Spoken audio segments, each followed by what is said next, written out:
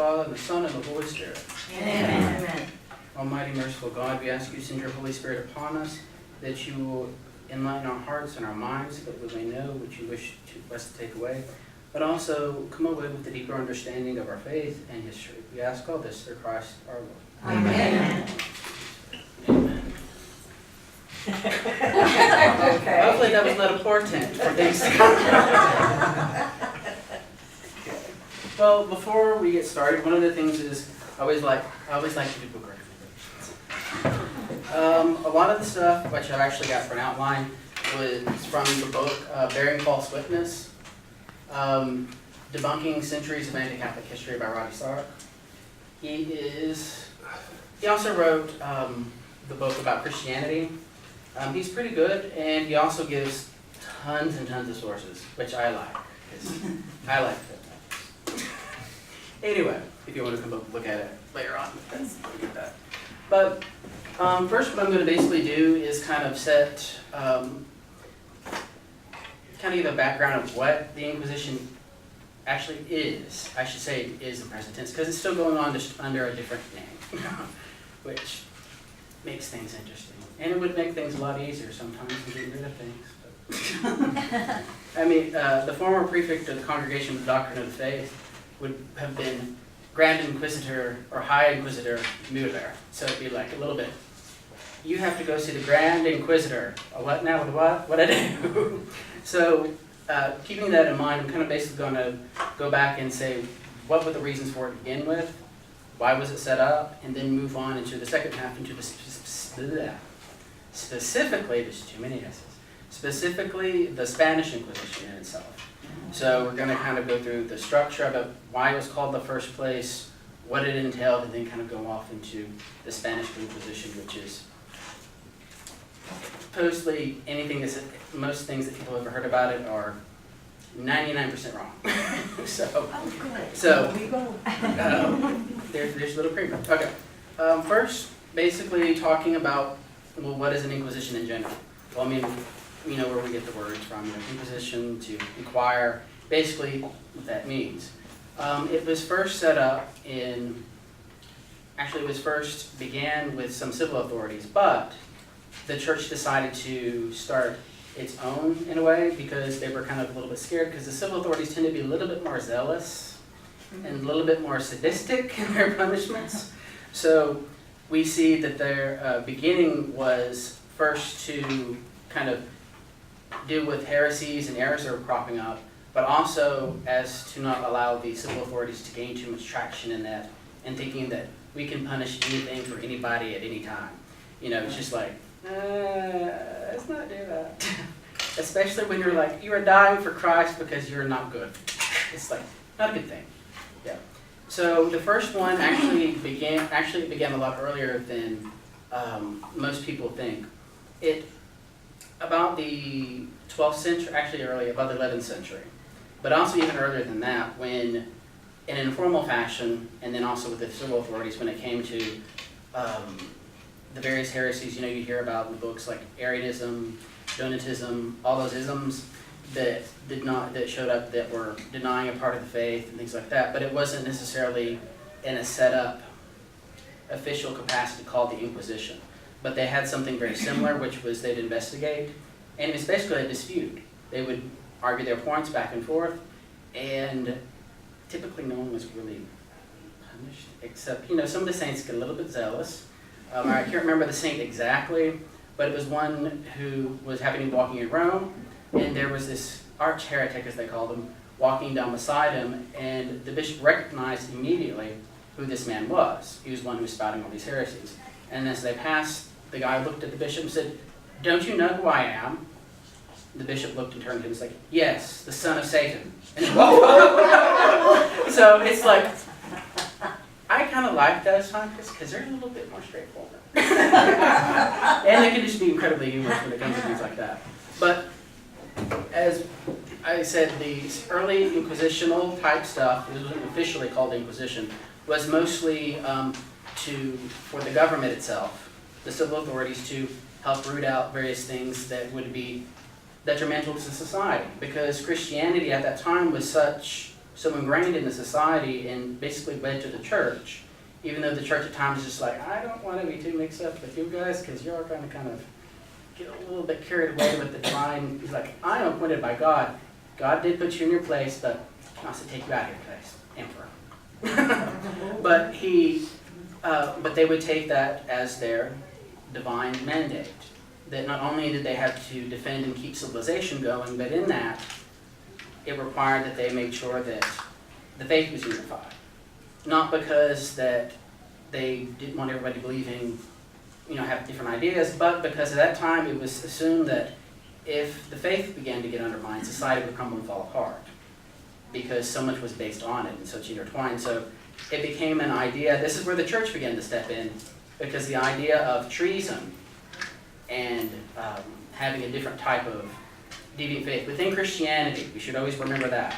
It's not outside Christianity, it's within Christianity itself. That the church, that the civil authorities saw that these people, the heretics, these people who started to go different ways from the church, were seen as a threat to society in general. So the state thought it had to take action because they labeled them traitors of the state, could cause downfall, all that lovely stuff. And what is usual treatment for those who are considered traitors of the state? Yeah. You're gonna die in a horrible fashion, probably. So the church was like, let's not get too carried away.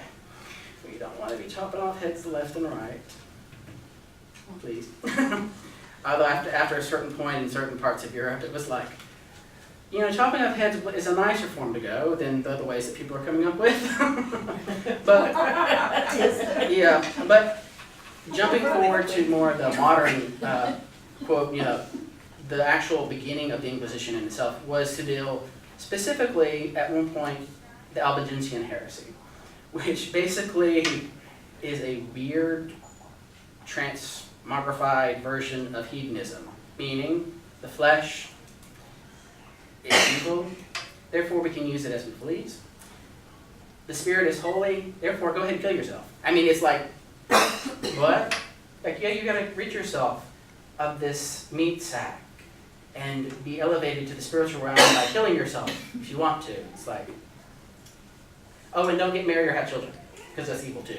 It's like, what? So you can see they're a pretty interesting group, and they were quite violent in their actions too, because they were not accept the authority of the state, did not accept the authority of the church, and had no authority, and were basically kind of like a religious anarchist movement in a way, which got really insane. Even to the point where some of the leaders were saying, go burn down these public buildings, go burn down that church because I tell you to, because it's evil and material. People didn't like things when people burn things down, especially when they belong to them.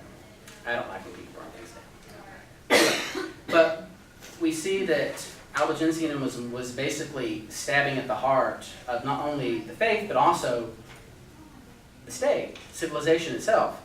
And of course, this is kind of a big deal versus not just heresy, but it's a rebellion against the government itself. Because again, they believe that if you didn't believe like them, you would just basically, let's go bring your stuff down. Let's go take all this stuff over. Let's kill all these priests. Let's go take over this town. You can't have babies or have families because it's evil to procreate. It's like, well, maybe if we leave it alone, they'll die. Because if you're not allowed to procreate and have babies, but we weren't going to wait that long. Anyway, so moving a little bit ahead on that, we see that people in France, and then also the Pope, and the Emperor and various groups were seeing that how this was getting way out of hand. Thus began an Inquisition mixed in with a crusade in Europe, which was to get rid of the Albigensian heresy because it becomes so large in southern France that it had to be dealt with because this was becoming an all-out rebellion against not just the church, but the state. So they began to call into action various troops in various kingdoms and various regions. And the bad part was that the Christians, the Catholic, or because everybody was Catholic at that point for the base, for the most part, was outnumbered greatly. The Albigensian army was massively huge, backed up by a couple of nobles, and it was really, really big outnumbered situation. So what they do, they brought in St. Dominic and he fixed it all. Basically, this is where we understand where St. Dominic comes in and talks to the head of the guy on the Catholic side, the armies, because they're kind of like, you're ever going to die, this is not going to be good. And so he invites them to pray, and they begin to pray, and they offered Mass, and St. Dominic would pray during the battle. Long story short, we won, no more Albigensians. But the understanding is that this was kind of the understanding principle of why an Inquisition was necessary. Or in that sense, because one, the state was beginning to take things into its own hands, which, you know, sometimes when the state gets involved, it's usually not a good thing in general. But they were also seeing that how it was being handled, which was quite horrible. Which we later see in different centuries, how people with incredibly weird imaginations and dark senses of pleasure invented all sorts of fun little devices to torture people. Not the church, but that's later. But we see that it eroded the authority of the state. The state was trying to get control of it, but then the church wanted to make sure that, one, this didn't start again. Two, that people don't go crazy about it. And three, that we kind of put a hold on the state to make sure that it doesn't doesn't start thinking that it's above everybody else, including God. So we kind of start with that. Now, the Inquisitors, in and of themselves, were not crazy people in red hats. They actually had a book. They had a rule book. But basically, we have to think of them as not really tribunals, but sometimes they're referred to as tribunal, but not meaning in the sense that we think of it as like a panel. But in the beginning, the Inquisitors were people who were churchmen for the most part. There were a couple exceptions, which I'll get into a little bit later.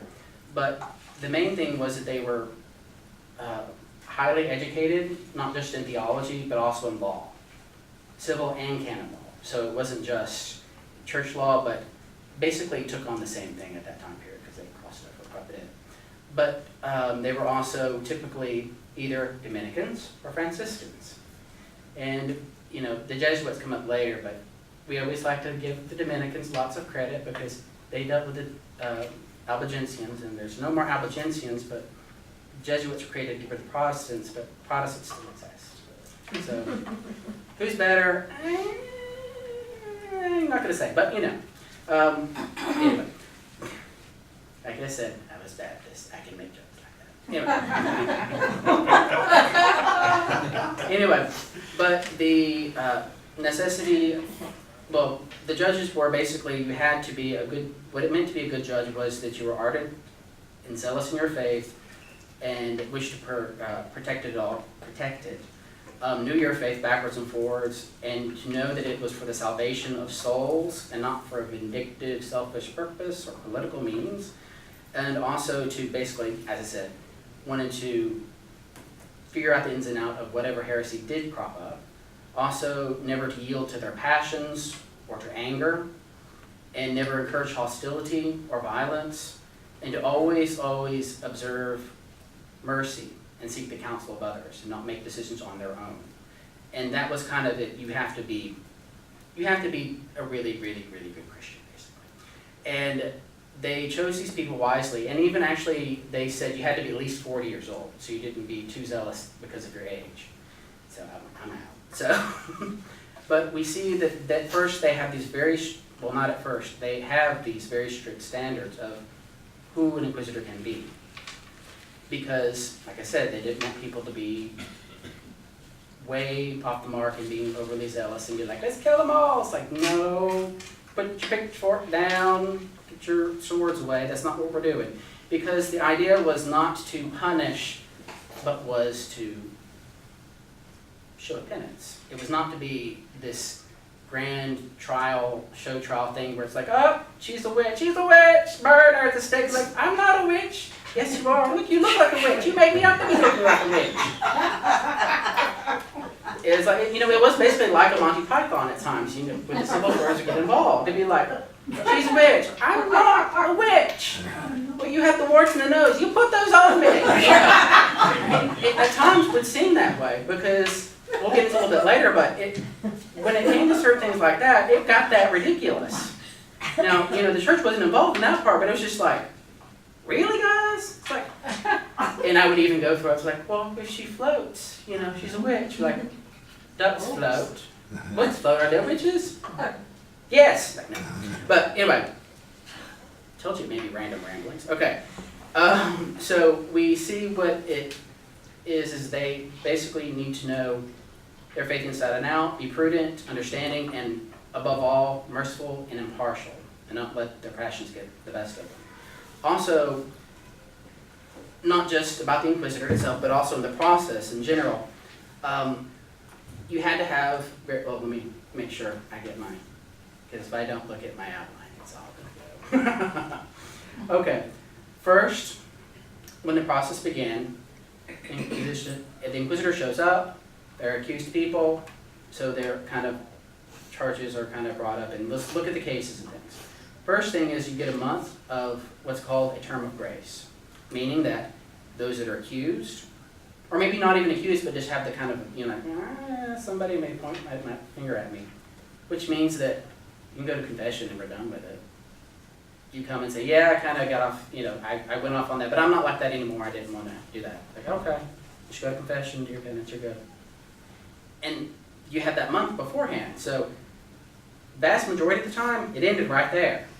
Because people were like, okay, I guess this is kind of serious, so I'll go ahead and go through it. Because many times, as the Inquisitors later found out, as you begin with something and you slowly begin after experience to understand things better and what situations are, where people just didn't know what they were doing, or they were ignorant of something, or various things like that. Had nothing to do with being very evil or vindictive or terrible. It's like, no. It's like they just didn't know me better. And that was it. So that's why at the beginning you had the trial, you had the term of grace. But then also, if it went to trial, and that was a big if because a lot of times it ended right there. When it did go to trial, they were asked to swear upon the Gospels, as you know, to tell the truth. But also, they would ask them to write a list of their enemies, or supposed enemies. Because in that time in Roman law, you weren't allowed necessarily to confront your accuser or know the name of your accuser face to face. But they said make a list of those you think may have it out for you, or even may possibly maybe.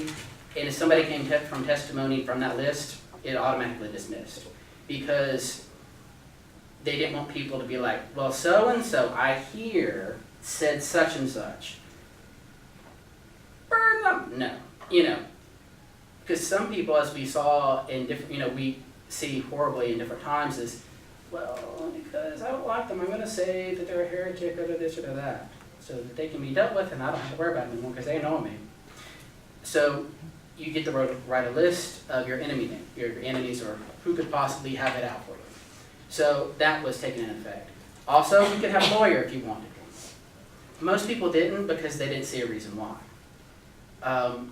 So most would answer questions directly. They'd ask a question and then they'd give a response, which actually was probably the better thing because then the Inquisitors could hear it from them instead of somebody else. Because they may try to turn it into something and, the other person's like, that's not really what happened or what they're talking about. Because so that they could hear them, understand them, and see what's going on.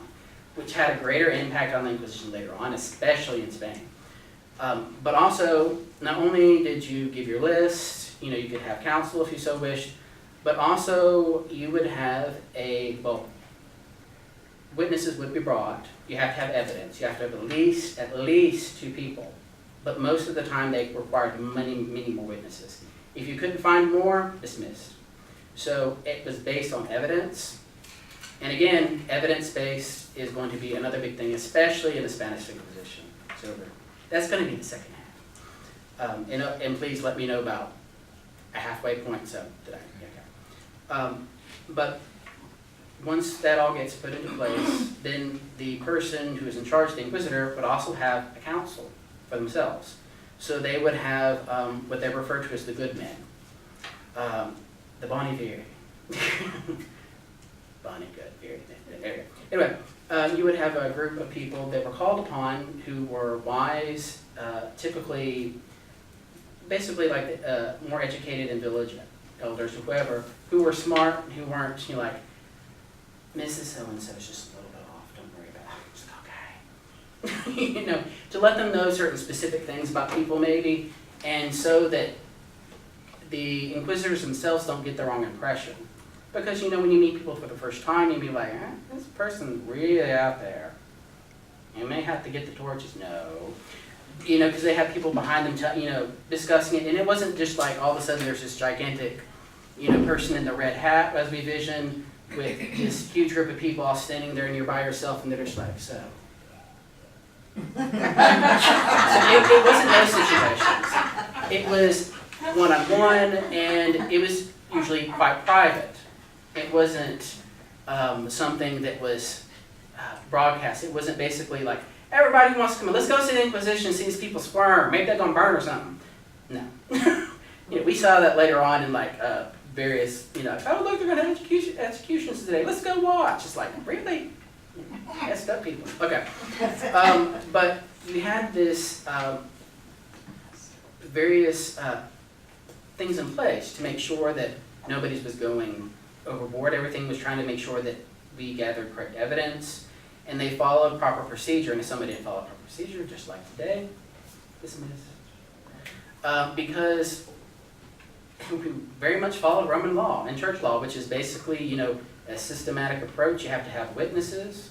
You have to have, well, why are you accusing them in the first place? Okay, now tell me why you think this.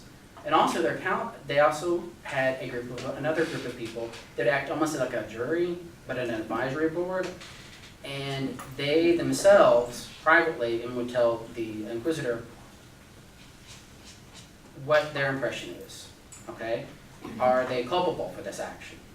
If they committed an action. Okay, why are they culpable? You don't just get asked the question, well, are they culpable? Yeah, they're culpable. Why? You can't tell me why, I'm not going to take it. So, but they also, at the same time, they were advisory, and the inquisitor could overrule, because for some reason, they could be more biased than we thought before. So all these various things were being set up so that it prevented anything from getting carried too far.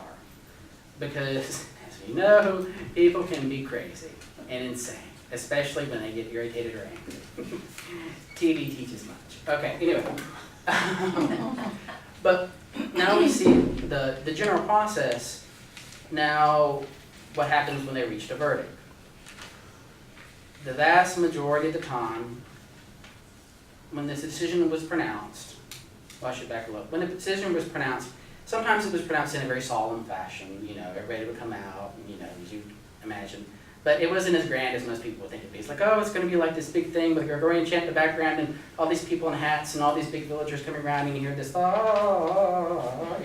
the person's sitting there waiting and they're sweating. It's like, oh my gosh, what's going to happen? Nah.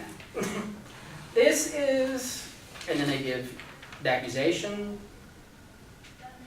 then they would give what was found out, and then if there was, they said, okay, we find you guilty of this, what would be your punishment, or what would be the remedy, what would be, what other stuff. The vast majority did not reach that far, because most of them were dismissed, because the list of enemies and all sorts of things like that and the evidence, we begin to parse things down pretty quickly. Now, when it did come to that part where they make a solemn pronouncement, which is sometimes, like I said, seen as some sort of gigantic, big show thing. Okay, you're guilty of such and such heresy, but we saw that you really don't know what you're talking about, therefore, your penance is to go visit this church. There's your punishment. That was it. It's like, okay, I will. Don't forget to go to confessions. Go to the church. And that would be it. Because the only time it took it further was people who had been in the Inquisition many, many, many times. It's like, oh, so you're back again, Bob, aren't you? What is it this time? And it usually comes about from those who have been very, very, very, very obviously doing this maliciously, or doing it, and I don't want to say maliciously, but also are continuing to do the wrong thing. Let's just put it that way. And then it would kind of lead to further and further punishment, because then we start to cross into civil laws. Because back in the day, you had a law for doing anything. Most of them weren't enforced because people were just like, it's going to take too much energy. But a lot of times, when they got to that point, they had to hand them over to civil authority. The church would say, this is your penance. You will be in an inquisitor jail, not a civil jail. Now, civil authorities take them to the jail, so they'll be placed there. But a lot of time, to show you how horrible and terrible that those I can't even say it, the jail of the inquisitors was like, people in civil prisons would purposely blaspheme so they get stuck in the other one. Because they got treated a lot better.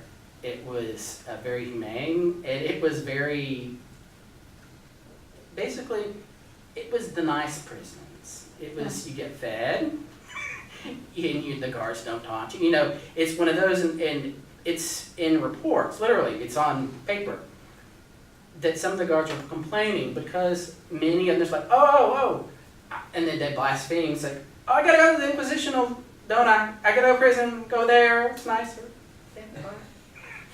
And we actually had reports, and this is when we start to figure out, okay, maybe we should start looking at these documents, the real ones, that actually come out, and not taking somebody's word for it, because how all these things kind of started building up, where the evil inquisitor now approaches and he finds all these torments to inflict upon these innocent people, and the Iron Maiden and all those lovely things, the rack, the tortures, the poking with fire, all this lovely things, we're going to roast your feet, fill in the blank of torture. It was written by an irate person. He was a former monk, and he was not happy. One of the biggest, a lot of the myths that were built up, and they were truly myths, were made by one specific person. And this is where we kind of start to transition into the Spanish Inquisition.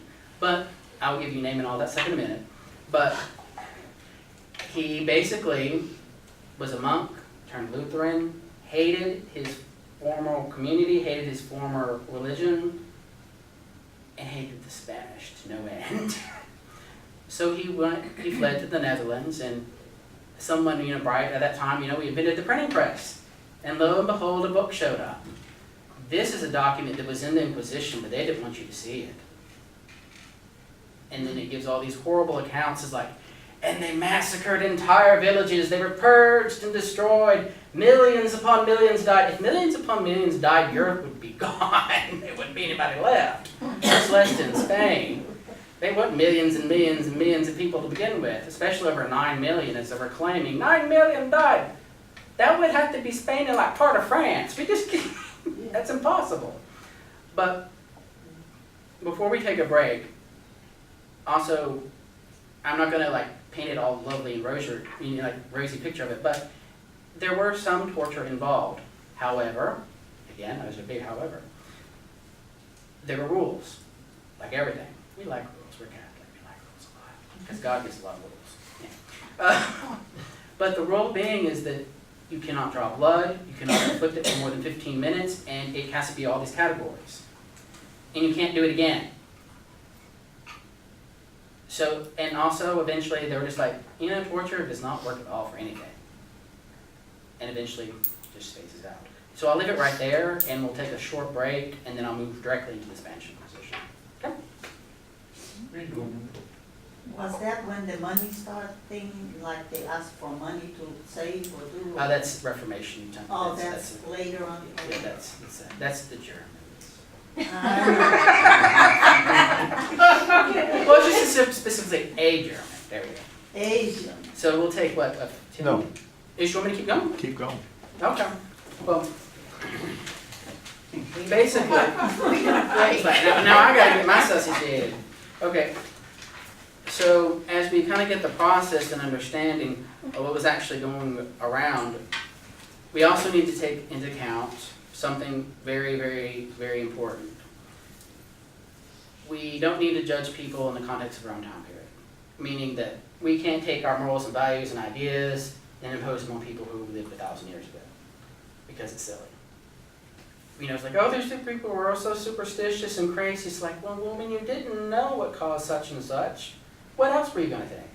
And, we say, oh, these people are so horrible, so terrible, things happened.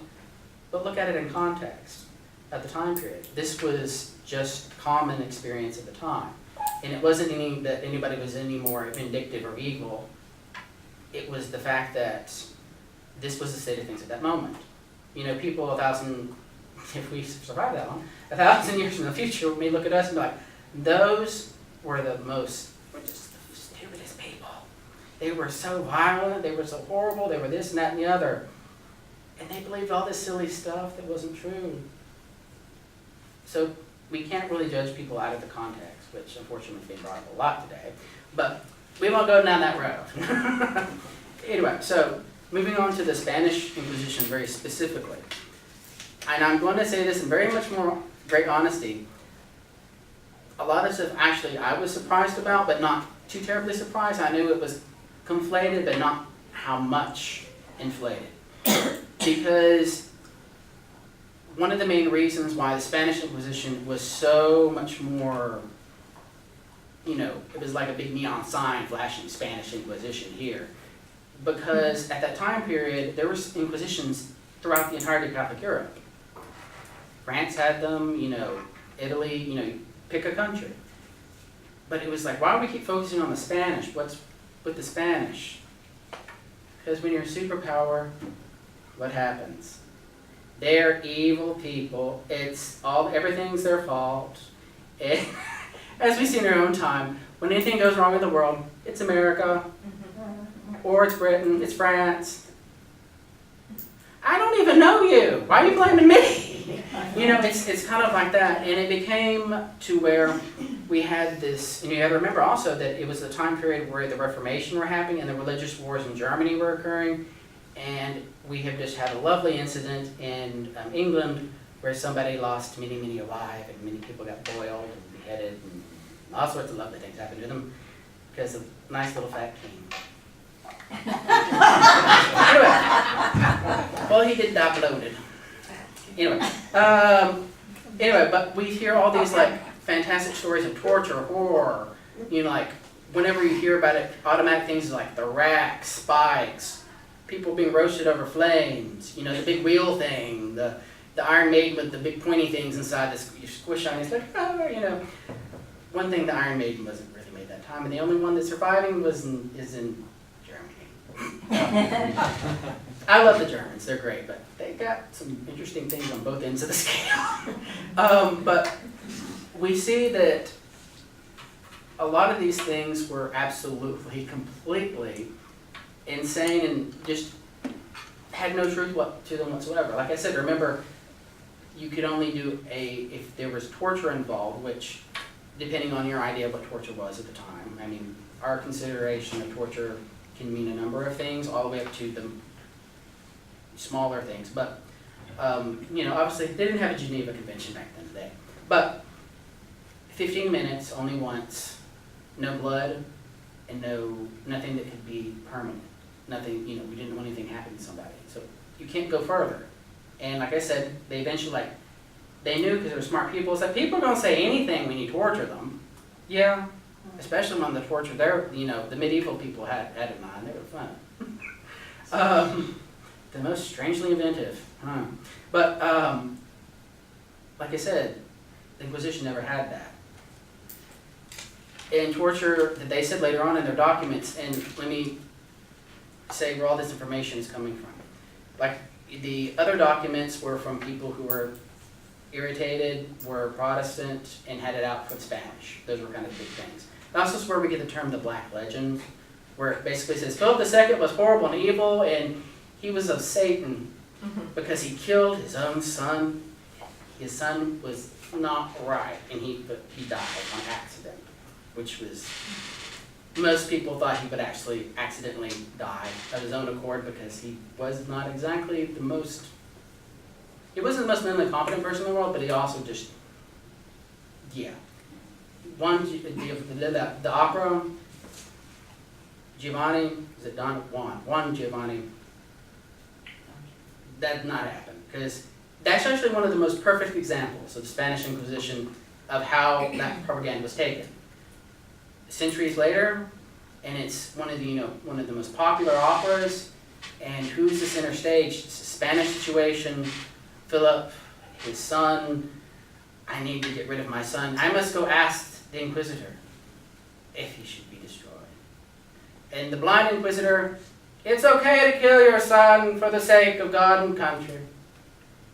Except there's a big oration, he's like, this is like, I'm summing it up, but I'm not going to go into the lovely Spanish oration because I can't, and I don't want to inflict pain and torture upon you because I don't want to. But that was kind of like the pinnacle of what it means, because we see this, and all this is made up. And it's kind of, Inquisition had absolutely nothing to do with that situation, for one thing. Number two, Inquisition really did not have that much power with a crown. It's usually the other way around. He was like, don't push us, we have the power of the Pope. I don't really care. So we had this back and forth. So where we got this information, what happened was that, as all things in the church, we are meticulous note takers. We have a form for everything, and everything has a form. So they were clerks taking down dictation, the notes, classifications, and of recent years, meaning the last 40 to 30 years, people have been opening up the archives in Spain. So there's various places where there's various tribunals. We can look at every case, literally, pages of documents, because every single one of them was documented. And the results are fascinating, because we hear these stories of 10,000 died, 125,000, 3,100,000, 200, 9 million died. Boy, these numbers keep going up. And in all actuality, not so much. Actually, Spain was one of the places where it had the fewest deaths from any Inquisition. For example, witches, well, had 3 centuries.